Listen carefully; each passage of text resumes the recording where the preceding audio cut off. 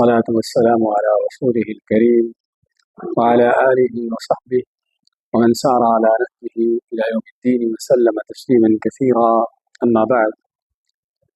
معزز بھائیو، آج ہم ان دنوں کی مناسبت کے حوالے سے ایک بہت اہم پیغام دینا چاہیں گے کہ جو اللہ تعالیٰ نے ہم کو دیا ہے۔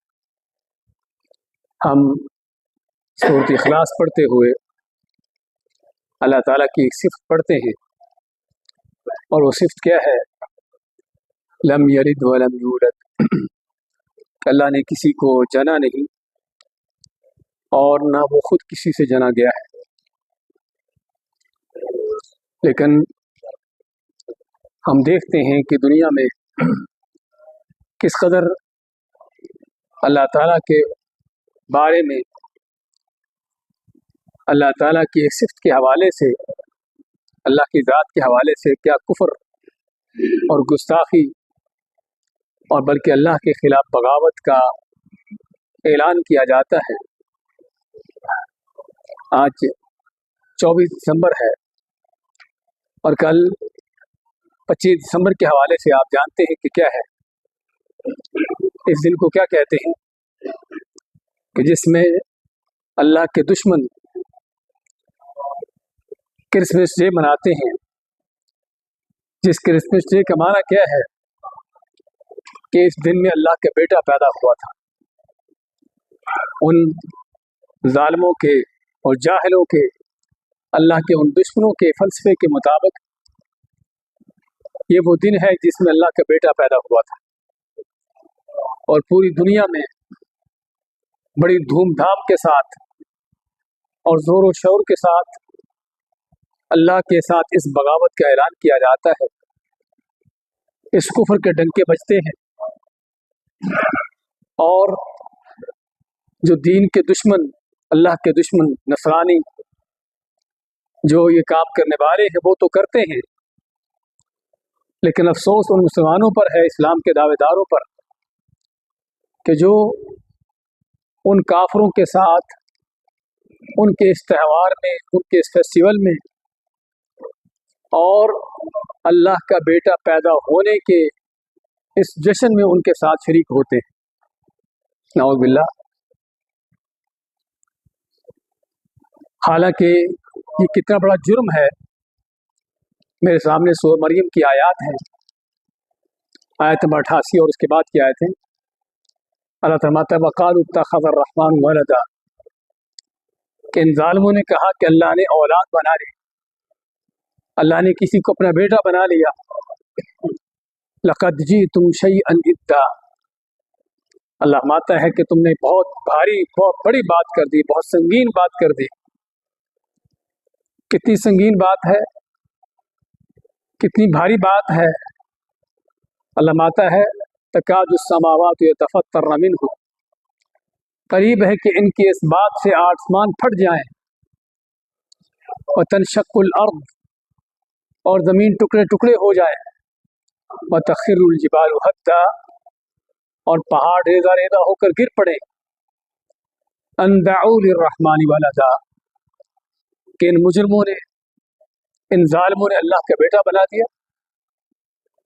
یعنی اللہ تعالیٰ کے ہاں اللہ کی کو اولاد مقرر کی جانا اتنا بڑا جرم ہے، اور اتنی گھنونی بات ہے کہ اس بات سے آسمان پھٹ جائیں، زمین ٹکڑے ٹکڑے ہو جائے، پہاڑ ریزہ ریزہ ہو کر گر پڑے اللہ کی اولاد بنانے میں۔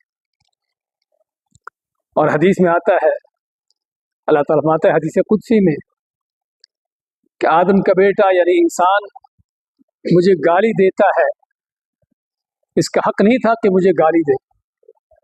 کیسے گالی دیتا ہے؟ کہ میری اولاد مقرر کرتا ہے، میرے بیٹے بیٹیاں بناتا ہے۔ اور یہودیوں نے کہا کہ عزیر اللہ تعالیٰ کے بیٹے ہیں، نصرانیوں عیسیٰ علیہ السلام کو اللہ کا بیٹا بنا دیا، اور مشرکین عرب نے فرشتوں کو اللہ کی بیٹیاں بنا دیا۔ اور اس طرح ہر زمانے میں اس طرح کے جاہل، کافر، بے ایمان اللہ تعالیٰ کے اوپر اس طرح کے بہتان لگاتے چلے آئے ہیں۔ تو ہمیں ضرورت ہے اس گمراہ کن عقیدے کو سمجھنے کی، اور इसके जुर्म को पहचानने के कि कितना बड़ा जुर्म है कि जिसको अल्लाह ने अपने लिए गाली करार दिया है, तो क्या ख्याल है अल्लाह को गाली देने वाला, ये गाली देने वालों का साथ देने वाला मुसलमान रहेगा?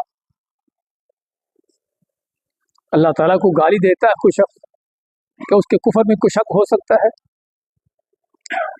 और जो गाली देने वालों को मुबारकबाद देता है और उनके इन फेस्टिवलों में, उनके त्योहारों में शरीक होता है, उनके साथ मिठाइयाँ बैठ के खाता है, उनको गिफ्ट देता लेता है उनसे, इसका माना क्या है कि वो ये कुफर जो कर रहे हैं, उनके इस कुफर पर उनको मुबारकबाद दी जा रही है। शेख इब्न उसैमीन रहमतुल्लाह फरमाते हैं कि ये किसी काफिर को, किसी ईसाई नसरानी को इस मौके पर मुबारकबाद देना क्रिसमस डे पर, कि जो समझते हैं कि अल्लाह के बेटा पैदा होने का दिन है, ये इससे बढ़कर संगीन है कि किसी जिना करने वाले को उसके जिना करने पर मुबारकबाद दो। हाँ, इस पर हमें काफ़ी हम उछलते हैं, हमें चुभन होती है कि जिना करने वाले को मुबारकबाद देना, चोरी करने वाले को मुबारकबाद देना चोरी करने पर। हाँ, चोरी करना, जिना करना जुर्म है, कोई शक नहीं, लेकिन कुफर नहीं है, शिरक नहीं है, गुनाह है और बड़ा गुनाह है, कोई शक नहीं, लेकिन कुफर नहीं है। और ये कुफर की इंतहा है कि अल्लाह के बेटे बेटियां बनाना और ऐसा करने वालों को उनके साथ शरीक होना और उनको मुबारकबादें देने इस तरह के मौक़ों पर। तो ज़रूरत है भाइयों, हमें अपनी इस्लामी हमियत और गैरत को जगाने की और समझने की कि इस्लाम का अकीदा क्या है, कि जिसको अल्लाह ताला अपने लिए गाली करार देता है और जिस जुर्म पर अल्लाह ताला मानता है कि आसमान फट जाए, ज़मीन टुकड़े हो जाए, और हम फिर भी उसको मामूली समझें, इस तरह के लोगों के साथ शरीक हों। इससे बढ़कर कि ये सरासर झूठ है। ईसा अलैहिस्सलाम का पैदा होना क्या 25 दिसंबर को था? ये वो आलमी और इंटरनेशनल सतह पर वो झूठ है जो दुनिया में छोड़ा जाता है और बगैर सोचे समझे झूठ पर चला जाता है। सूरह मरियम, इसी सूरत में अल्लाह ताला फरमाता है, मरियम अलैहिस्सलाम को जब उन्होंने ईसा अलैहिस्सलाम को पैदा किया, जब जन्म दिया, तो क्या वो परेशान है इस हालत में कि लोग मुझे क्या कहेंगे, लोगों की बातें सुनने इस तरह की क्या कैफियत क्या होगी? तो अल्लाह ताला उनको तसल्ली देता है और क्या फरमाता है, वहुज़्ज़ी इलैकी बिजिज़्इन नख़ला तुसाक़ित अलैकी रुतबन जनिय्या, कि जिस खजूर के नीचे तू है, इसके तने को हिला, तेरे ऊपर पकी हुई खजूरें गिरेंगी। आज देखिए, आपके आसपास खजूरों के दरख्त हैं, पकी खजूर तो दूर की बात, कोई खजूर का नामो निशान भी नजर आता है उनके ऊपर। क्या माना है कि 25 दिसंबर ये वक्त, ये मौसम जो है खजूरों के पकने का नहीं, ना खजूरों के लगने का है, बल्कि और खजूरों के पकने और लगने के वक्त आप सभी जानते हो, अरब मुल्कों में रहते हो, कि गर्मी का वक्त होता है, जून जुलाई अगस्त ये महीने होते हैं खजूरों के लगने पकने के। तो कुरान कहता है कि जब ईसा अलैहिस्सलाम पैदा हुए थे, उस वक्त दरख्तों पर खजूरें पकी हुई थी। अब या तो कुरान को झूठा कहो या फिर इस आलमी झूठ को समझो कि कितना बड़ा झूठ है जो दुनिया में चल रहा है, लेकिन लोग हैं कि अंधे होकर इसके पीछे चल रहे हैं। और ये बात सिर्फ मैं नहीं कह रहा, ईसाइयों के बड़े बड़े पोप और पादरी भी इसका एतराफ़ करते हैं कि वो झूठ छोड़ा गया है कि जिसका हकीकत से कोई ताल्लुक नहीं है। ईसा अलैहिस्सलाम 25 दिसंबर को पैदा नहीं हुए, वो सर्दियों में पैदा हुए नहीं। इसलिए बाद ईसाइयों के यहाँ ईसा अलैहिस्सलाम के पैदा होने का जो मौसम है वो गर्मियों का मौसम है, वो जुलाई अगस्त में तकरीबन कहते हैं कि ईसा अलैहिस्सलाम के पैदा होने का वो वक्त है।